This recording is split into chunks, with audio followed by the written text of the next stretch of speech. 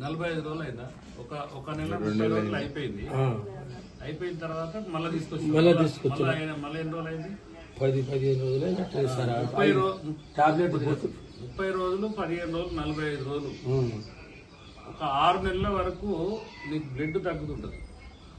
ఇక 6 నెలల తర్వాత ఇక నీకు ఏది తగ్గదు, ఏది పెరగదు. అట్లా పొప్పడి ఆకు ఉంటది కదా, పొప్పడి ఆకు సగం టీ గ్లాసు రసం తీసి రోజు ఉదయం సాయంత్రం దాకా ప్లేట్లెట్ పెరుగుతాయి.